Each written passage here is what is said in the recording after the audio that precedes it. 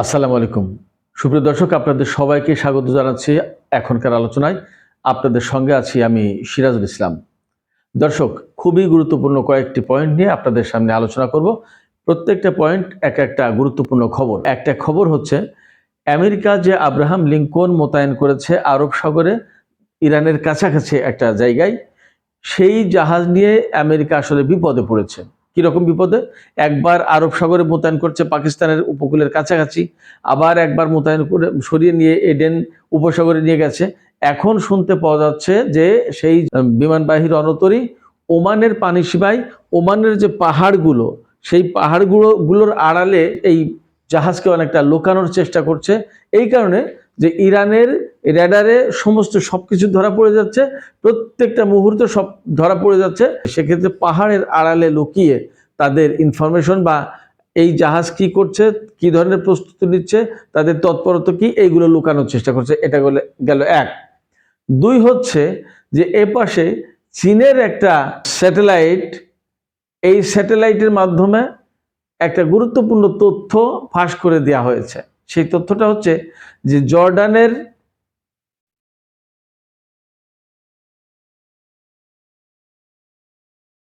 জর্ডানের মুওয়াফাক সালতি এয়ারবেজ বিমান ঘাঁটিতে আমেরিকা যে বিমান মোতায়েন করেছে বা থার্ড সিস্টেম মোতায়েন করেছে, তাদের ক্ষেপণাস্ত্র প্রতিরক্ষা ব্যবস্থা, এই ঘটনাগুলো সব একদম পরিষ্কার তথ্য ফাঁস করে দিয়েছে চীনের একটা স্যাটেলাইট।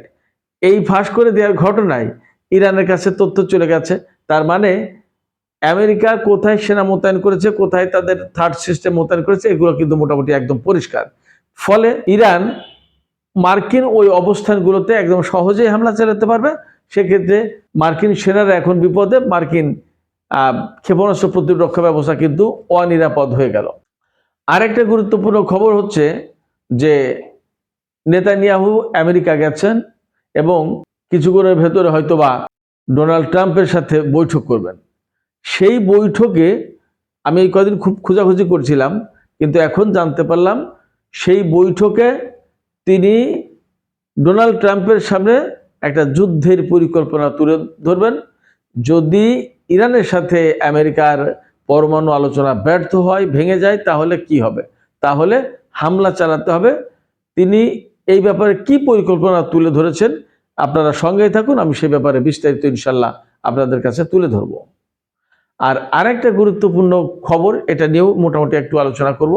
সেটা হচ্ছে মিউনিক সিকিউরিটি রিপোর্ট প্রকাশ করা হয়েছে। মিউনিক সিকিউরিটি রিপোর্ট 2026, 2025 সালের যে রিপোর্ট, সেই রিপোর্ট প্রকাশ করা হয়েছে এখন।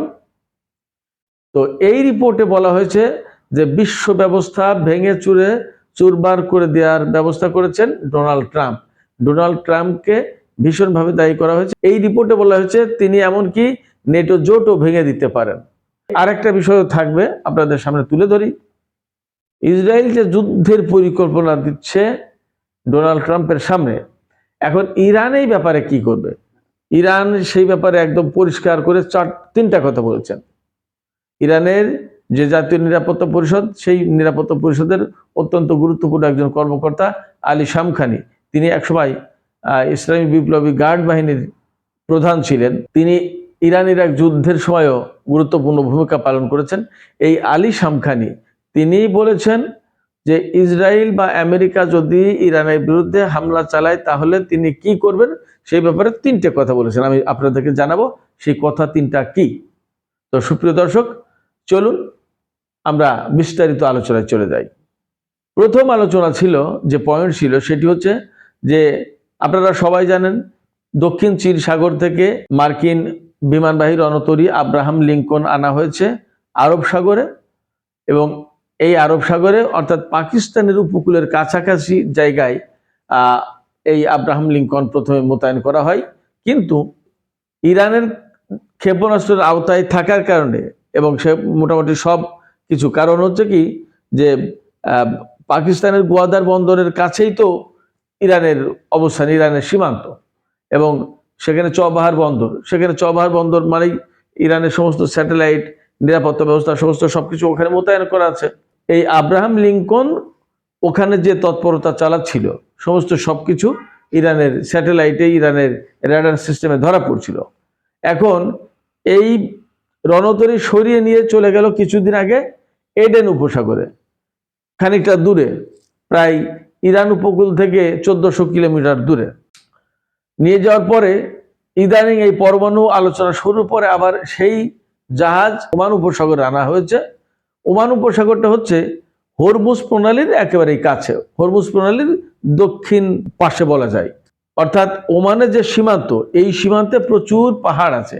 এই পাহাড়ের পাশেই যে সাগর, এই সাগরে রাখা হয়েছে যাতে পাহাড় এই জাহাজকে আড়াল করে, অর্থাৎ পাহাড়ের আড়ালে জাহাজ রাখা হয়েছে, যাতে বিমানবাহী রণতরী লিঙ্কন, আব্রাহাম লিঙ্কনকে রাখা হয়েছে যাতে ইরানের রাডারে সমস্ত সবকিছু ধরা না পড়ে।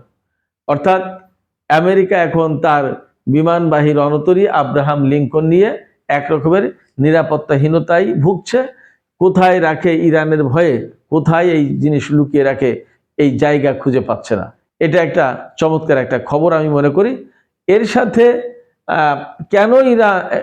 কেন আমেরিকা এতটা ভাবছে এই বিষয় নিয়ে যদি দুই একটা কথা বলি, তাহলে বলবো এই আব্রাহাম লিঙ্কনের সাথে যে টোটাল স্ট্রাইক গ্রুপ, সেটা তো বিরাট শক্তিমত্তার প্রমাণ বহন করে, কিন্তু এটা নিয়েও ইরানের বিরুদ্ধে আমেরিকা হামলা চালাতে সাহস পাচ্ছে না এই কারণে যে ইরানের যে হাইপারসনিক ক্ষেপণাস্ত্র, ইরানের যে ড্রোন এবং ইরানের যে একেবারে ছোট বোট, ফাস্ট বোট যেগুলো, এগুলো তো মোকাবেলা করা কঠিন হবে। পঙ্গপালের মতো ঝাঁকে ঝাঁকে ছুটে আসবে। এত ড্রোন, এত ছোট বোট, এত ক্ষেপণাস্ত্র মোকাবেলা করবে কি করে? আব্রাহাম লিঙ্কনের দামই হচ্ছে, বলা হচ্ছে $1300 কোটি থেকে $2000 কোটি, মানে অনেক দামি জিনিস। এই দামি জিনিস যদি ডুবিয়ে ফেলে, ভেঙে চুরে ফেলে, ক্ষেপণাস্ত্র মেরে ধ্বংস করে দেয় বা ক্ষতিগ্রস্ত হয়, তাহলে আমেরিকার যে গর্ব অহংকার তা তো চূর্ণ হয়ে যায়, আমেরিকার মান সম্মান চলে যায়, আমেরিকার শক্তির প্রতীক মার খেয়ে যায়। তখন আমেরিকাকে কিন্তু আন্তর্জাতিক অঙ্গনে, বিশ্ব দরবারে যে সামরিক শক্তি হিসেবে, 1 নম্বর সামরিক শক্তি হিসেবে পরিচয় বহন করে, এটা কিন্তু থাকে না। এটা একটা বিরাট রিস্কি কাজ। আমেরিকা সংকটে পড়ে গেছে এখন এই বিমানবাহী রণতরী এখানেই নেই। আমরা শুনতে পাচ্ছি যে আরো একটা বিমানবাহী রণতরী আসছে এবং আর একটা পাঠাতে পারেন ডোনাল্ড ট্রাম্প গতকালকেই ঘোষণা দিয়েছেন।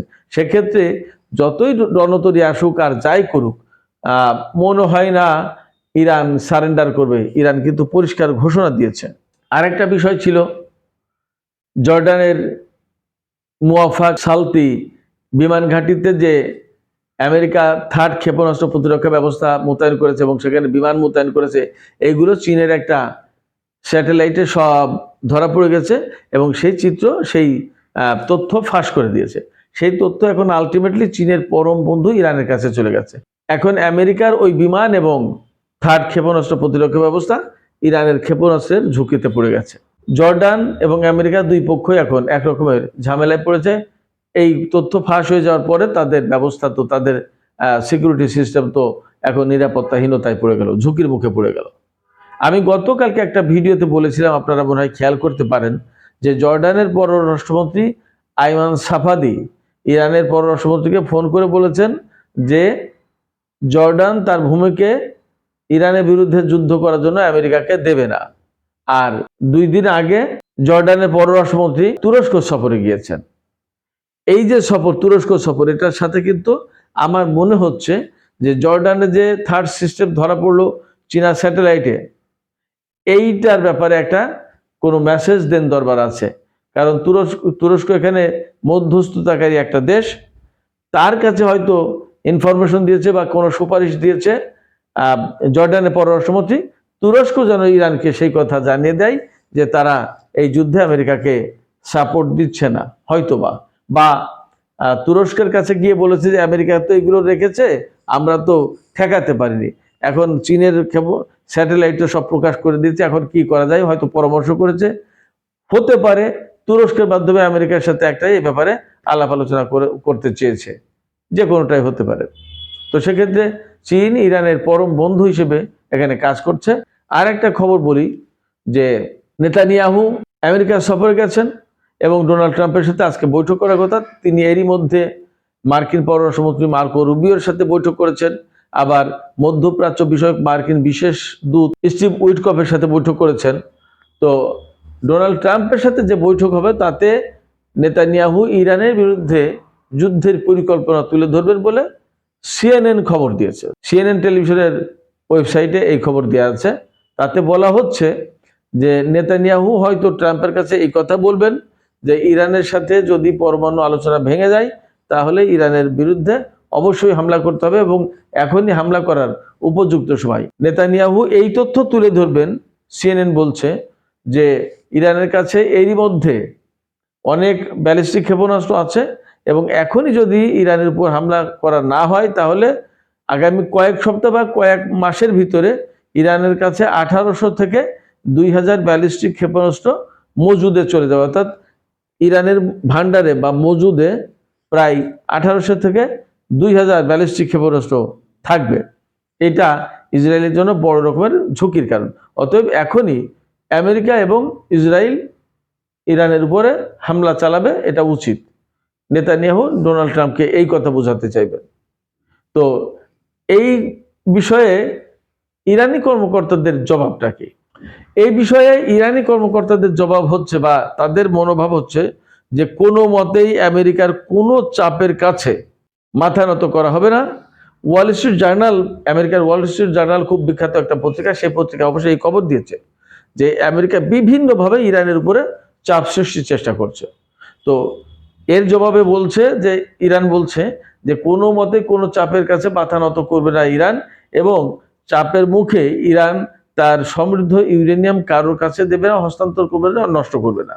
এমনকি তার ক্ষেপণাস্ত্র কর্মসূচি নিয়ে কোনো আলোচনা করবে না। শুধুমাত্র আলোচনা হবে পরমাণু কর্মসূচি নিয়ে, যে ইরান কত মাত্রায় ইউরেনিয়াম সমৃদ্ধ করবে এইটা নিয়ে আলোচনা হবে, আর কোনো আলোচনা হবে না।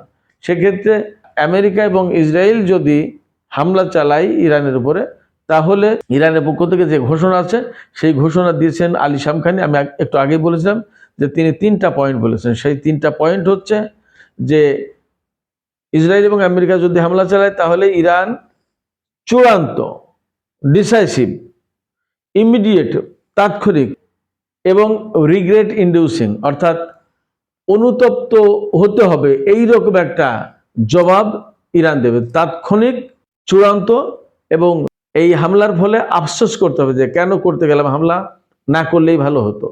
এইরকম 3টা কথা বলেছেন আলী শামখানি। অর্থাৎ ইরান পরিপূর্ণভাবে প্রস্তুত। সে কথা আমি আজকে দুপুরের ভিডিওতে বলেছি। ইরানের সেনাপ্রধান এবং ইরানের বিমান বাহিনীর প্রধান কি বলেছেন, এবং যদি যুদ্ধ হয় তাহলে সেই সম্ভাব্য যুদ্ধে ইরানের বিমান বাহিনী গুরুত্বপূর্ণ রোল প্লে করবে এবং ইরানের বিমান ইসরায়েল এবং আমেরিকার বিরুদ্ধে যুদ্ধ মোকাবেলায় এবং হামলার ক্ষেত্রে বিরাট ভূমিকা পালন করবে, একথা ঘোষণা দিয়েছে। আমি সবসময় বলে আসতাম যে ইরানের যে বিমান বাহিনীকে আমরা দুর্বল বলছি, ফ্যাক্ট হচ্ছে ইরান কিন্তু তার বিমান বাহিনীকে একেবারেই কাজে লাগায়নি, খুবই কম কাজে লাগিয়েছে।